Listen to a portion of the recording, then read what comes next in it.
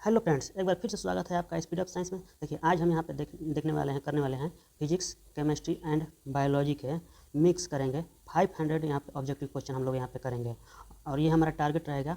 ये 15 फरवरी को ध्यान में रखते हुए हम लोग इसको यहाँ पे सॉल्व करेंगे। तो आइए हम लोग डायरेक्ट क्वेश्चन पे आते हैं दोस्तों। देखिए, यहाँ पे कह रहा है ये जो उपयुक्त रासायनिक अभिक्रिया दिया है, ये हमारा रासायनिक अभिक्रिया दिया है, पूछ रहा है कि ये किस प्रकार की अभिक्रिया है। तो देखिए, यहाँ पे हम लोग देखेंगे ये क्या है, विस्थापन है कि द्विविस्थापन है, ये या फिर ये है।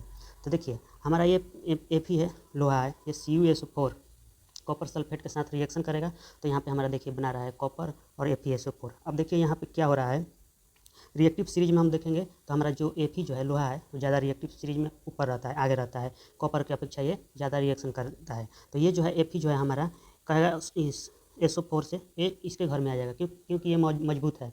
पहले भी आप लोग देखे होंगे कि जो ज़्यादा ताकतवर राजा महाराजा होते थे, वो कम ताकतवर वाले पर आक्रमण कर लेते थे और उसके घर में आकर के राज करने लगते थे। तो यही जो है Fe जो है CuSO4 को अपने पास रख लेगा, इसके घर में चला जाएगा। तो ये बना लेगा हमारा क्या, FeSO4। ये SO4 के साथ जो है कंबाइंड हो जाएगा, इसके साथ शादी कर लेगा, अपना मैरिज कर लेगा। और जो बचेगा कॉपर, ये तो अकेला रह गया भाई। अब ये जाएगा कहाँ है, कोई दूसरा तो है नहीं, किसी घर में जाए तो ये बेचारा अकेले अपना यहाँ पर रह जाता है। तो ये इस प्रकार की जो भी अभिक्रिया होती है, इसको हम लोग कहते हैं विस्थापन अभिक्रिया, डिस्प्लेसमेंट रिएक्शन इसको कहा जाता है। तो आइए नेक्स्ट क्वेश्चन हम लोग देखते हैं दोस्तों। यहाँ पे देखिए कह रहा है कि रासायनिक अभिक्रिया के दौरान किसी पदार्थ में ऑक्सीजन का ह्रास क्या कहलाता है। मतलब कह रहा है कि लॉस ऑफ ऑक्सीजन क्या होता है यहाँ पे। तो जो भी ऑक्सीजन का लॉस होता है उसको हम लोग देखिए यहाँ पे हम लोग कहते हैं उसको अपचयन कहते हैं। ऑक्सीजन का जब लॉस होगा तो इसमें अपचयन कहेंगे। अब देखिए अपचयन इस यही होता है हमारा क्या, रिडक्शन। अब देखिए रिडक्शन में होता क्या है, इसको हम लोग रिडक्शन में होता क्या है उसको देख ले रहे हैं। तो देखिए यहाँ पे क्या होता है, गेन होता है इलेक्ट्रॉन का, और यहाँ पे हाइड्रोजन जो है, हाइड्रोजन का गेन होता है, और जो हमारा ऑक्सीजन है उसका लॉस होता है। ये हमारे होते हैं रिडक्शन में। अब देखिए ऑक्सीडेशन की बात कर लेते हैं। देखिए ऑक्सीडेशन की बात कर लेते हैं तो इसमें क्या होता है, देखिए लॉस होता है इसमें इलेक्ट्रॉन का, और ऑक्सीजन जो है हमारा गेन होता है, और हमारा लॉस हुआ और किसका, ये हाइड्रोजन का। तो ये हमारा ये इसको हम लोग देखिए, इसको हम लोग उपचयन कहते हैं, ये उपचयन कहते हैं। इससे डायरेक्ट क्वेश्चन आता है एग्जाम में। आइए नेक्स्ट क्वेश्चन की बात करें दोस्तों। तो देखिए कह रहा है कि एक भूरे रंग का चमकदार तत्व X को वायु की उपस्थिति में गर्म करने पर काले रंग का हो जाता है, तो उस X तत्व का नाम बताइए। देखिए ये सोडियम होगा नहीं, मैग्नीशियम होगा नहीं, पोटेशियम होगा नहीं। देखिए होता क्या है, कॉपर के वायर आप लोग देखे होंगे, जब उसको वायर को हल्का छीलते हैं, अब उसको जलाते हैं वायु की उपस्थिति में, तो ये कैसा हो जाता है, ब्लैक कलर का हो जाता है, उस पर कार्बन की परत चढ़ जाती है।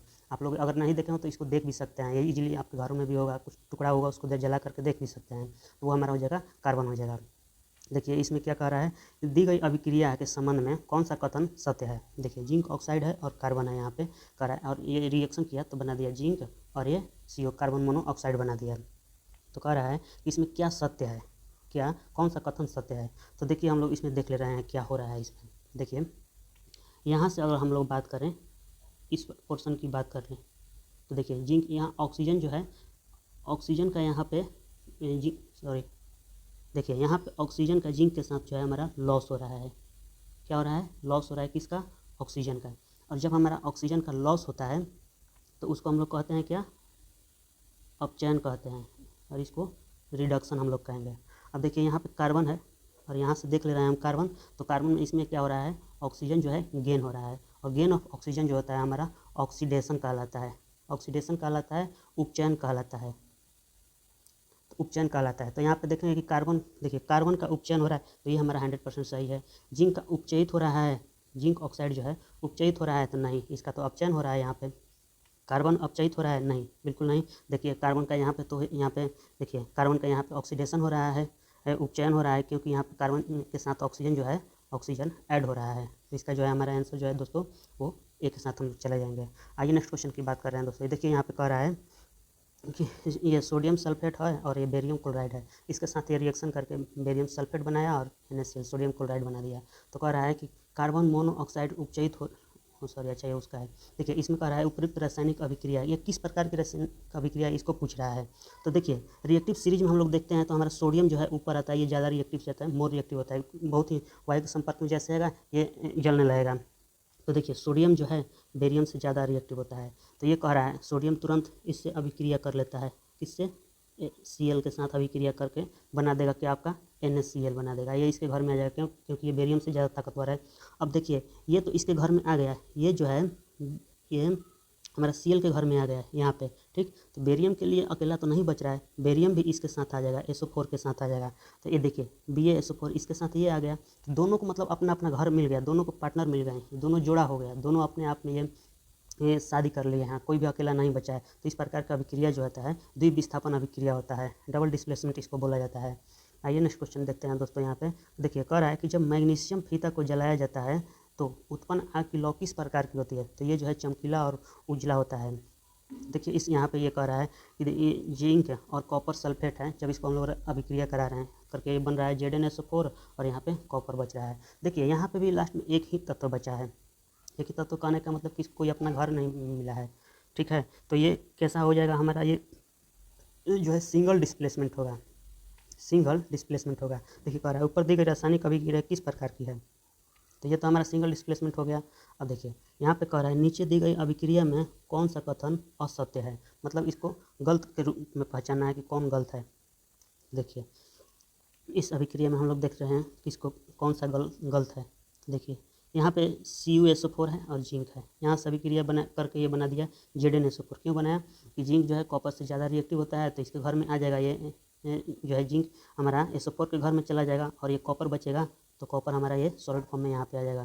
तो ये देखिए ये जो ऊपर में अभिक्रिया दिया है हमारा, ये कैसा हो जाएगा, तो ये जो है विस्थापन अभिक्रिया हो जाएगा, डिस्प्लेसमेंट रिएक्शन हो जाएगा। देखिए ये जो है हमारा ये डिस्प्लेसमेंट अभिक्रिया हो जाएगा, विस्थापन अभिक्रिया। अब देखिए नेक्स्ट क्वेश्चन की बात करें, यहाँ पे कह रहा है कि कॉपर ऑक्साइड है, हाइड्रोजन के साथ अभिक्रिया किया और कॉपर और H2O जल में किसका अपचयन हो रहा है। देखिए यहाँ पूछ रहा है कि अपचयन किसका हो रहा है।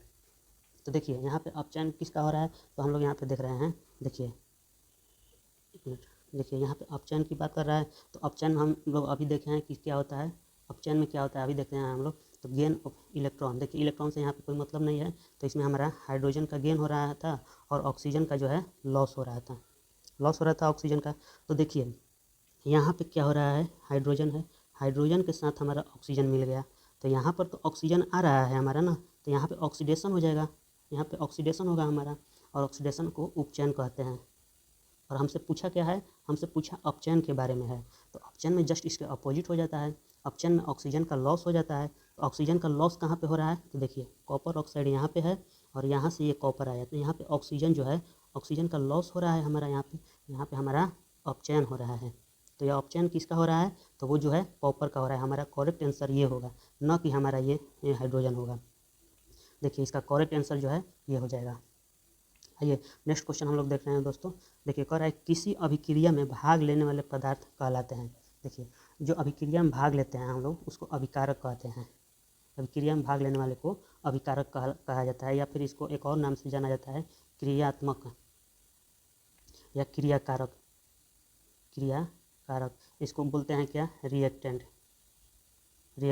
और जो हमारा एरो के बाद वाले जो होते हैं उसको हम लोग प्रोडक्ट बोलते हैं। जैसे देखिए A+B, यहाँ से रिएक्शन करके अगर AB बना रहा है तो ये जो है हमारे रिएक्टेंट कहलाएंगे, यहाँ से ये रिएक्टेंट कहलाएंगे और ये जो है हमारा प्रोडक्ट कहलाता है। ये जो है ये अभिकारक कहलाएंगे और ये जो है उत्पाद कहलाएंगे। तो आइए अब देखिए यहाँ पे फिजिक्स क्वेश्चन जो है शुरू हो गए हैं, भौतिकी के। कह रहा है किसी माध्यम में अपवर्तनांक का मान होता है। तो देखिए अपवर्तनांक जो है हमारा वो होता है sin I upon sin R, देखिए ये होता है। लेकिन अपवर्तनांक ये भी तो बात आता है कि अपवर्तनांक निकालते कैसे हैं। तो ये जो है रेशियो होता है, किसका रेशियो होता है, निर्वात में प्रकाश का वेग और बट्टा में होता है किसका, माध्यम में प्रकाश का वेग, माध्यम में प्रकाश के वेग के अनुपात को हम लोग कहते हैं अपवर्तनांक। इसको म्यू द्वारा हम लोग निरूपित करते हैं।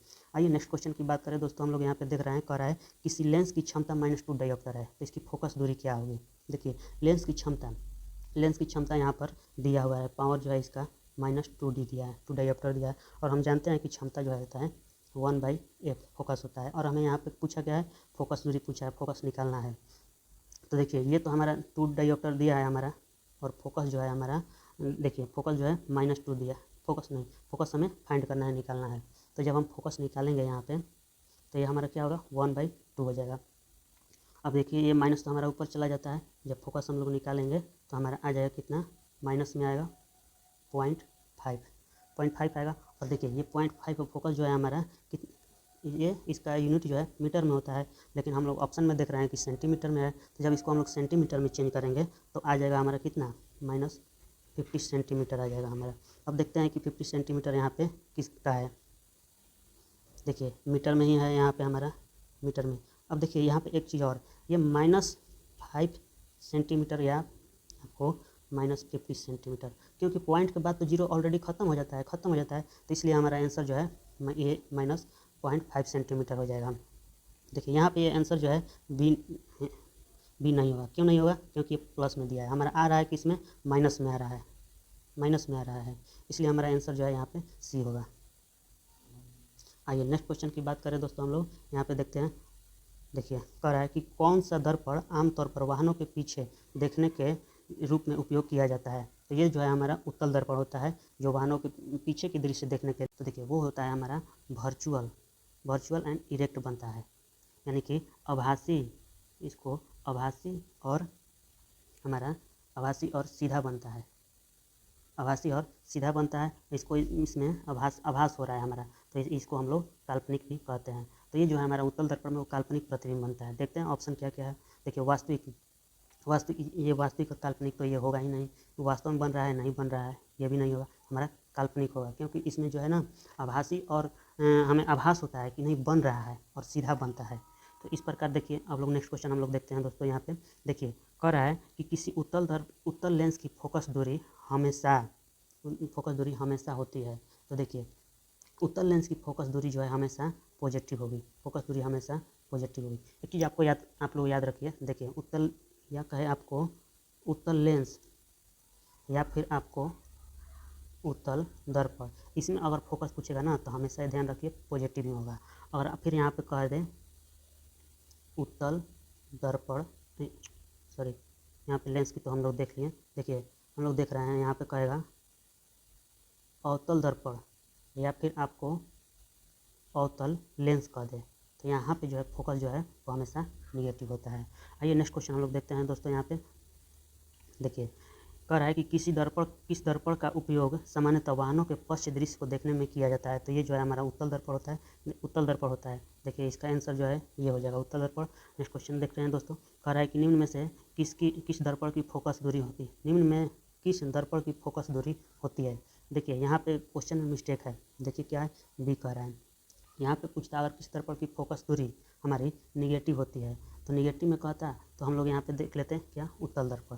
यहाँ पे इस दर्पण की फोकस दूरी जो है निगेटिव करना चाहिए, तब यहाँ पे उत्तल दर्पण इसका आंसर होगा बी हमारा। नेक्स्ट क्वेश्चन की बात कर लें दोस्तों। कह रहा है कि नई कार्तिकेय चिन्ह परिपाटी के अनुसार दर्पण के सामने रखे गए बिंब यानी कि वस्तु की प्रतिबिंब दूरी ली जाती है। प्रतिबिंब दूरी किस प्रकार से ली जाती है, दर्पण के अगर सामने वो रखा गया है तो देखिए दर्पण के सामने रखा गया है तो वो जो है हमारा प्रतिबिंब की दूरी किस प्रकार से होगी। तो देखिए इसमें जो है हम देख लेते हैं। जैसे मान के चलिए ये जो है हमारा दर्पण हो गया अवतल दर्पण, अब दर्पण के सामने ही इधर प्रतिबिंब बन रहा है, रख रहा है, तो वो जो है हमारा निगेटिव में होगा दूरी जो है, क्योंकि दूरी जो है हम लोग कहाँ से नापते हैं, पोल से नापते हैं, ध्रुव से नापते हैं। जिस प्रकार हम लोग वो पढ़े थे, आपका लाइट पढ़े थे, वहाँ में ये प्रकाश को हम लोग मेजर करते थे। इधर से लाइट आता था, इधर से लाइट निकल जाती थी, तो यहाँ पे हम लोग मेजर कहाँ से करते थे, नॉर्मल से करते थे। इसी प्रकार हम लोग जो है दर्पण में जब भी हम लोग ये दूरी मेजर करेंगे तो वो पोल से मेजर कर देंगे, लेफ्ट साइड या राइट साइड। तो जब भी इधर आएंगे तो हमारा वो निगेटिव ही होगा। तो ये जो है हमारा ऋणात्मक जो है हमारा ऑप्शन नंबर सी आंसर हो जाएगा।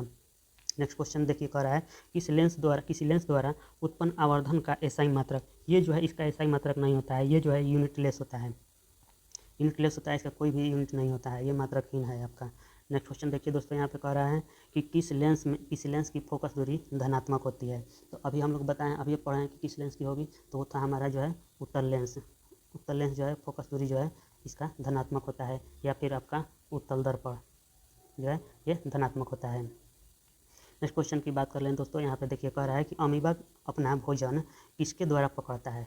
देखिए अमीबा कह रहा है किसके द्वारा अपना भोजन पकड़ता है, तो अमीबा जो है ना इसमें होता है क्या, एंडोसाइटोसिस।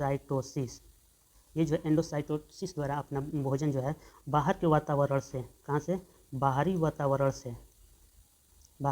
वातावरण से अपना भोजन जो है प्राप्त करता है, देखिए इसमें आंसर इसका नॉन ऑफ दिस हो जाएगा, कोई नहीं, ये हमारा इसका आंसर ये हो जाएगा। देखिए इसका जो है आंसर ये हो, आंसर हमारा डी हो जाएगा। नेक्स्ट क्वेश्चन देखते हैं दोस्तों।